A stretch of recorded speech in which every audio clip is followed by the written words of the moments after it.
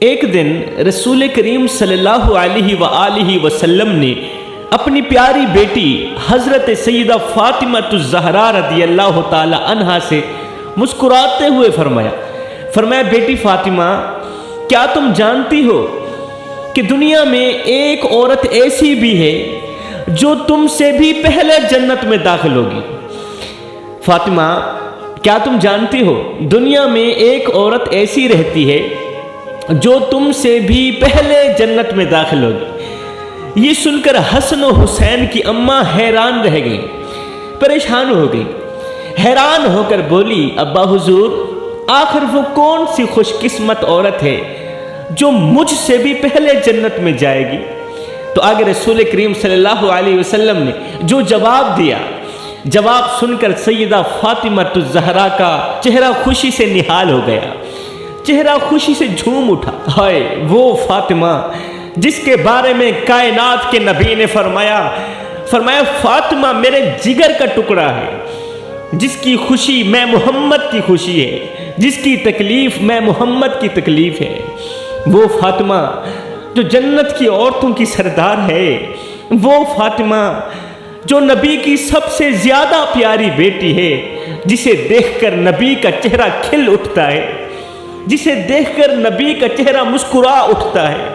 وہ فاطمہ جو حسنین کریمین کی اماں ہے، جن کے شہزادوں کے بارے میں نبی نے فرمایا حسن اور حسین جنتی نوجوانوں کے سردار ہیں۔ وہ فاطمہ جس کی گود میں قرآن کی روشنی پلتی ہے اور جس کے اخلاق دنیا کے لیے نمونہ ہے۔ وہ فاطمہ جسے نبی نے فرمایا میری فاطمہ سب سے پہلے جنت کے اندر مجھے ملے گی، سب سے پہلے مجھے ملے گی۔ وہ فاطمہ جس کے پردے کی عظمت کے قصے، جس کے پردے کی عظمت کے قصے آج بھی کائنات کی تمام عورتوں کے لیے سبق ہیں، اور جس کی شرم و حیا قیامت تک ہر عورت کے لیے مثال بن کر رہے گی۔ وہ فاطمہ جس کی دعاؤں سے زمین ہلتی تھی اور جس کی نمازوں میں آسمان جھک جاتا تھا۔ وہ فاطمہ جس کے ہاتھوں پر مہندی نہیں بلکہ دین کے لیے قربانی کے نشانات تھے۔ وہ فاطمہ جس نے اپنی زندگی میں دنیا کی کوئی خواہش نہ کی، کوئی آرزو نہ کی، جب ایک سجدہ کرتی تھی پوری رات ایک ہی سجدے کے اندر گزار دیتی تھی۔ جب صبح کا وقت ہوتا تھا تو رو کر کہتی، اللہ تیری راتیں اتنی چھوٹی ہیں کہ تیری بندی کا ذوق بندگی بھی پورا نہیں ہو سکتا، تیری بندی کا ابھی سجدہ مکمل نہیں ہوتا کہ تیری رات ختم ہو جاتی ہے۔ وہ فاطمہ جو ہر بیٹی، ہر ماں اور ہر عورت کے لیے کردار کی بلند مثال ہے، اتنا بڑا مقام و مرتبہ رکھنے والی سیدہ فاطمہ الزہرا نے رسول کریم صلی اللہ علیہ وآلہ وسلم سے پوچھا، یا رسول اللہ، آخر وہ کون سی عورت ہے؟ اتنی بڑی عورت ہوگی کوئی، کون سی عورت ہے؟ بتائیں تو صحیح، اس کے اندر کون سی خوبیاں پائی جاتی ہیں جو مجھ سے بھی پہلے جنت میں داخل ہوگی؟ رسول کریم صلی اللہ علیہ وسلم نے فرمایا، بتا کر فاطمہ کو اور زیادہ حیران کر دیا۔ رسول کریم نے مسکراتے ہوئے فرمایا فاطمہ، وہ کوئی امیر گھرانے کی عورت نہیں ہے، وہ کوئی مالدار نہیں ہے، وہ کوئی امیر کبیر نہیں ہے، بلکہ وہ ایک معمولی سی خادمہ ہے، اور وہ خادمہ تم سے پہلے جنت میں داخل ہوگی۔ بس ایک بار یہ واقعہ دل کے کانوں سے سننے، یہ واقعہ آپ لوگوں کو بہت زیادہ سکون دے گا، بے سکون دل کو قرار ملنے لگے گا، بے چین دل کو سکون ملنے لگے گا۔ اتنا بڑا مقام و مرتبہ رکھنے والی حضرت سیدہ فاطمہ الزہرا نے رسول کریم صلی اللہ علیہ وسلم سے پوچھا، یا رسول اللہ، آخر وہ کون سی عورت ہے، آخر وہ کون سی عورت ہے جو مجھ سے بھی پہلے جنت میں داخل ہوگی؟ فرمایا وہ کوئی مالدار عورت نہیں ہے، وہ کوئی بڑے سٹیٹس کی عورت بھی نہیں ہے، فرمایا وہ ایک معمولی سی خادمہ ہے، معمولی سی نوکرانی ہے۔ یہ سن کر سیدہ فاطمہ الزہرا کے چہرے پر پریشانی کے آثار نمودار ہوئے، شاید اس لیے کہ ایک خادمہ ہو کر مجھ سے پہلے جنت میں داخل ہوگی۔ سیدہ فاطمہ الزہرا کا دل بھر آیا کہ ایک خادمہ فاطمہ سے پہلے جنت میں داخل ہوگی، دل بھر آیا۔ عرض کیا یا رسول اللہ کیا وہ محمد کی بیٹی سے زیادہ افضل ہے؟ آئے ہے سیدہ فاطمہ الزہرا نے جب سنا کہ ایک خادمہ مجھ سے پہلے جنت میں داخل ہوگی تو آگے سیدہ فاطمہ الزہرا نے عرض کی یا رسول اللہ ایک بات تو بتائیں کیا وہ محمد کی بیٹی سے بھی زیادہ افضل ہے؟ رسول کریم صلی اللہ علیہ وسلم نے فرمایا ہرگز نہیں، ہرگز نہیں، محمد کی بیٹی سے افضل کسی کی بیٹی نہیں ہو سکتی، میری فاطمہ سے افضل کسی کی بیٹی نہیں ہو سکتی۔ فرمایا اس عورت کے اندر 3 خوبیاں ایسی ہیں جن خوبیوں کی وجہ سے وہ آپ سے بھی پہلے جنت میں داخل ہوگی۔ سیدہ نے عرض کی یا رسول اللہ کیا وہ خوبیاں میرے اندر نہیں ہیں؟ رسول کریم صلی اللہ علیہ وسلم کی آنکھوں سے آنسو نکلے، آنکھیں چھم چھم برسنے لگی۔ فرمایا میری بیٹی کے اندر جتنی خوبیاں ہیں، میری فاطمہ کے اندر جتنی خوبیاں ہیں، کائنات کی کسی بیٹی کے اندر وہ خوبیاں نہیں ہیں اور ہو بھی نہیں سکتی۔ کہا یا رسول اللہ پھر وہ مجھ سے پہلے جنت میں داخل کیسے ہو سکتی ہے؟ تو آگے رسول کریم صلی اللہ علیہ وسلم نے فرمایا فاطمہ تم پریشان کیوں ہونے لگی ہو؟ تم پریشان کیوں ہونے لگی ہو؟ ٹھہرو، آگے سنو، آگے سنو، پہلے اس کی خوبیوں کے بارے میں تو سنو نا کہ اس کے اندر کون سی خوبیاں ہیں۔ جی یا رسول اللہ آپ اس عورت کی خوبیاں بیان کریں، کن خوبیوں کی وجہ سے وہ مجھ سے بھی پہلے جنت میں داخل ہوگی؟ تو رسول کریم صلی اللہ علیہ وسلم نے جو آخری جملہ بولا وہ جملہ دل کے کانوں سے سنیں، بس وہ جملہ آپ لوگوں کو بہت زیادہ سکون دے گا۔ رسول کریم صلی اللہ علیہ وسلم نے فرمایا اس کے اندر 3 خوبیاں ہیں۔ پہلی خوبی یہ ہے، پہلا عمل یہ ہے کہ اس نے اپنی تمام امیدیں اللہ سے وابستہ کر رکھی ہیں۔ اس خادمہ نے اپنی تمام امیدیں اللہ سے وابستہ کر رکھی ہیں، اپنے تمام معاملات اللہ کے سپرد کر رکھے۔ اے میری فاطمہ، او میری بیٹی، تو نہیں جانتی یہ وہ عمل ہے جو اللہ تعالیٰ کو بہت زیادہ پسند ہے۔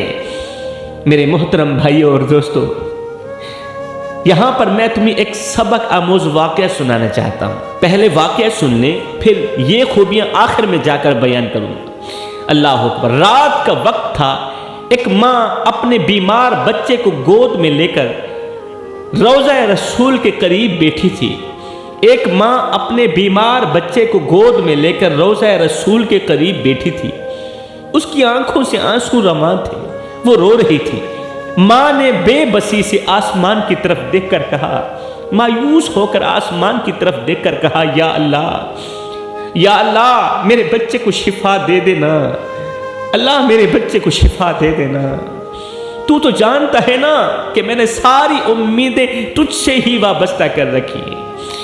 اس طرح کی وہ باتیں کر رہی تھی کہ اچانک ایک اجنبی شخص اس عورت کے قریب آیا اور کہا، بہن یہ پانی لو، اپنے بچے کو پلا دو۔ اس نے پانی دیتے ہوئے کہا اجنبی شخص نے، بہن یہ پانی لو، اپنے بچے کو پلا دو۔ ماں نے اجنبی کا دیا ہوا پانی اپنے بچے کو پلا دیا۔ اجنبی سے پانی لیا، اپنے بچے کو پلا دیا۔ جیسے ہی بچے نے پانی پیا، جیسے ہی بچے نے پانی پیا تو ماں نے بچے کو حیرت سے دیکھا کہ وہ بیمار بچہ پانی پینے کے بعد اب مسکرا رہا تھا۔ پانی پینے کے بعد وہ بیمار بچہ مسکرانے لگا تھا، اس طرح کا مسکرا رہا تھا جیسے وہ مکمل صحت یاب ہو گیا ہو، اس کی بیماری جاتی رہی ہو۔ ماں نے اجنبی کو کہا بھائی آخر اس پانی کے اندر کون سی ایسی چیز تھی جس نے میرے بچے کو شفا دے دی، جس نے میرے بچے کو صحت دی؟ اجنبی نے کہا کہ یہ پانی خاص تو نہیں ہے، مگر تمہاری دعا نے ہی تمہارے بچے کو شفا بخشی۔ میرے پانی نے تیرے بچے کو شفا نہیں دی، بلکہ تمہاری دعا نے ہی تمہارے بچے کو شفا بخشی ہے۔ اب ماں نے شکر ادا کرتے ہوئے اجنبی سے پوچھا، اے اجنبی بھائی بتا تو صحیح تو کون ہے؟ اجنبی مسکرا کر بولا کہ میں ہوں تو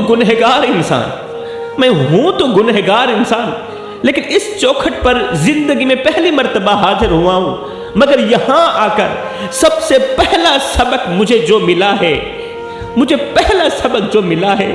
وہ یہ ہے کہ اللہ کبھی بھی کسی کی امید کو ٹوٹنے نہیں دیتا۔ سبحان اللہ۔ یہاں پر آ کر جو بھی مانگتا ہے، اس چوکھٹ پر آ کر جو بھی مانگتا ہے، اللہ کی چوکھٹ پر آ کر جو بھی مانگتا ہے نا، اللہ تعالیٰ اسے ضرور عطا کرتا ہے۔ پھر اللہ تعالیٰ پانی کے اندر خود بخود شفا ڈال دیتا ہے۔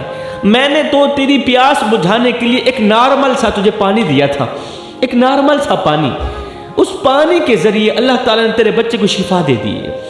یہاں پر زندگی میں پہلی مرتبہ آیا ہوں، میں بڑا گنہگار انسان ہوں، زندگی میں پہلی مرتبہ آیا ہوں، مگر یہاں آ کر سب سے پہلا سبق یہ ملا ہے کہ اللہ کبھی بھی کسی کی امید کو ٹوٹنے نہیں دیتا، نہیں ٹوٹنے دیتا۔ اللہ کی رحمت ہر حال میں انسان کے ساتھ ہے۔ قسم ہے اللہ پاک کی، اللہ تعالیٰ کی رحمت ہر حال میں انسان کے ساتھ ہے، اور اس کی مدد وہاں سے آتی ہے جہاں انسان کی سوچ بھی نہیں ہوتی، جہاں انسان سوچ بھی نہیں سکتا۔ بس انسان کو اپنے معاملات، اپنی امیدیں اللہ سے وابستہ کرنی چاہیے۔ سیدہ فاطمہ الزہرا رضی اللہ تعالی عنہا نے عرض کی یا رسول اللہ، اس خادمہ کے اندر اور کون سی خوبی ہے؟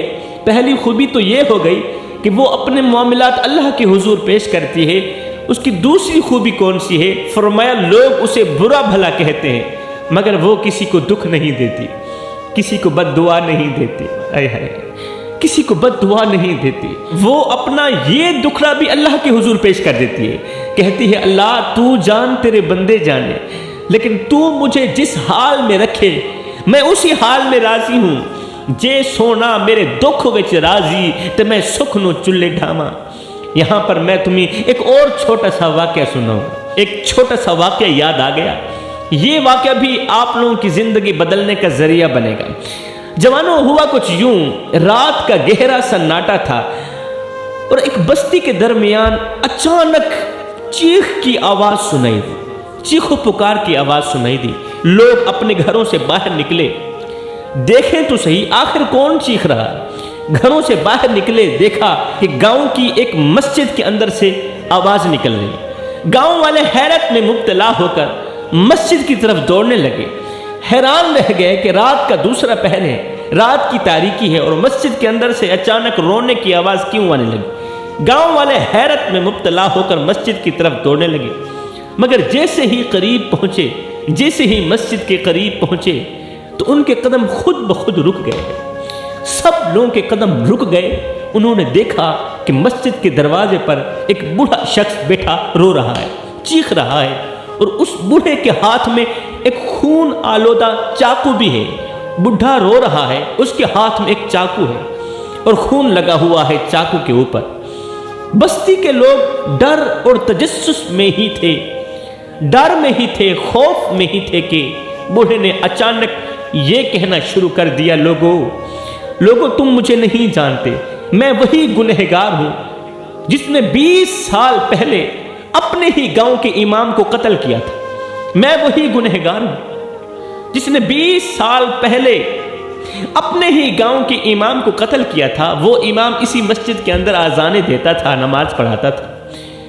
میں نے اسی چاقو کے ساتھ اسے قتل کیا تھا۔ یہ سن کر لوگ حیران رہ گئے۔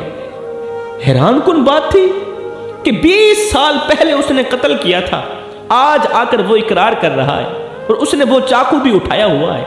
یہ سن کر لوگ حیران رہ گئے، کیونکہ وہ امام نہایت ہی نیک اور گاؤں کے سب سے معزز شخص۔ اب بوڑھے نے روتے ہوئے کہا، لوگوں مجھے لگا تھا کہ دنیا مجھے معاف کر دے گی، مگر آج تک میرا ضمیر مجھے چین سے نہیں سونے دیتا، میں چین سے نہیں سویا۔ جب سے اپنے امام کو قتل کیا ہے میں چین سے نہیں سویا۔ اللہ اکبر، میرا ضمیر مجھے چین سے نہیں سونے دیتا۔ میں نے سوچا تھا کہ میں اس واقعے کو بھول جاؤں گا، اس قتل کو بھول جاؤں گا، اس گناہ کو بھول جاؤں گا، مگر عرصہ گزر گیا۔ میں نے بھلانے کی بہت زیادہ کوشش کی، اس منظر کو بھلانے کی بہت زیادہ کوشش کی، لیکن مجھے وہ لمحہ نہیں بھولا جب میں ایک امام صاحب کی جان لے رہا تھا۔ 20 سال کا عرصہ گزر گیا۔ آج میں اللہ سے معافی مانگنے اور سب لوگوں کے سامنے اپنے گناہوں کا اعتراف کرنے آیا ہوں۔ دعا کرو اللہ مجھے معاف کر دے، اور یہ کہنے آیا ہوں کہ میرے پاس جتنی بھی پراپرٹی ہے، میرے پاس جتنی بھی دولت ہے، وہ سب امام صاحب کے بچوں میں ہی بانٹ دو، بس اللہ مجھے معاف کر دے، میں گناہ کا اعتراف کرنے آیا ہوں۔ لوگ سن بھی رہے تھے اور رو بھی رہے تھے۔ مسجد میں موجود ہر شخص کی آنکھوں میں آنسو تھے۔ ہر کوئی ایک ہی بات سوچ رہا تھا کہ انسان دنیا سے تو اپنے گناہ چھپا سکتا ہے، مگر اپنے ضمیر اور اللہ سے اپنے گناہ نہیں چھپا سکتا، اپنے ضمیر سے بھی نہیں چھپا سکتا اور اللہ سے بھی نہیں چھپا سکتا۔ سچی توبہ اور گناہوں کا اعتراف اللہ کی نظر میں سب سے بڑی نیکی ہے۔ اللہ کے سامنے گناہ کا اعتراف کرنا، اللہ میں نے گناہ کیا ہے اور مجھے معاف کر دے، یہ سب سے بڑی نیکی ہے۔ زندگی کی سب سے بڑی حقیقت یہ ہے کہ موت سے پہلے اپنے گناہوں کا حساب کر لو، ورنہ وقت ختم ہونے پر صرف پچھتاوا رہ جائے گا۔ یاد رہے اللہ تعالیٰ حقوق اللہ تو معاف کر سکتا ہے، مگر حقوق العباد معاف نہیں کرے گا۔ حقوق العباد کا مسئلہ بڑا ہی نازک مسئلہ ہے، لیکن گناہوں کے بعد جو انسان اللہ کی چوکھٹ پر جھک جاتا ہے وہی دنیا و آخرت میں سرخرو ہو جاتا ہے۔ رسول کریم صلی اللہ علیہ وسلم نے فرمایا اس خادمہ کے اندر تیسری خوبی یہ ہے کہ وہ سوکھی روٹی کھا کر بھی ایک گھونٹ پانی کا پی کر بھی اللہ تعالیٰ کی شکر گزاری کرتی ہے، اور شکر گزار بندے کو بہت بڑا مقام دیتا ہے میرا اللہ۔ اے میری فاطمہ، اب سنو، ان 3 خوبیوں کی وجہ سے اللہ تعالیٰ نے اس خادمہ کو مقام یہ دیا ہے، اس خادمہ کو اللہ نے مرتبہ یہ دیا ہے کہ اے میری بیٹی فاطمہ، جب تم جنت میں داخل ہونے لگو گی تو ارد گرد آگے پیچھے بہت زیادہ حوریں ہوں گی، تمہارے آگے پیچھے حوروں کا رش ہوگا، بہت زیادہ حوریں ہوں گی جو تمہارے استقبال کے لیے صف باندھے کھڑی ہوگی، اور وہ خادمہ جو تم سے پہلے جنت میں جائے گی، وہ خادمہ تمہارے لیے راستے بناتی جائے گی۔ سبحان اللہ، وہ خادمہ جو تم سے پہلے جنت میں جائے گی نا، یہ 3 خوبیاں رکھنے والی خادمہ، اس کو اللہ جزا یہ دے گا، وہ خادمہ تمہارے لیے راستے بناتی جائے گی، راستے بناتے بناتے یہاں تک کہ وہ آپ سے بھی پہلے جنت کے اندر اپنا قدم رکھے گی، راستہ بناتے بناتے۔ سبحان اللہ، ان 3 خوبیوں کی وجہ سے اللہ تعالیٰ اسے مقام و مرتبہ یہ دے گا کہ وہ آپ سے بھی پہلے جنت میں داخل ہوگی، وہ اسی معاملے میں سب سے پہلے جنت میں داخل ہوگی، لیکن میری بیٹی کا مقام سب سے بلند ہوگا، اور یہ مقام اللہ کی طرف سے تمہارے لیے اعزاز ہے میری بیٹی، یہ مقام اللہ کی طرف سے میری بیٹی کے لیے اعزاز ہے۔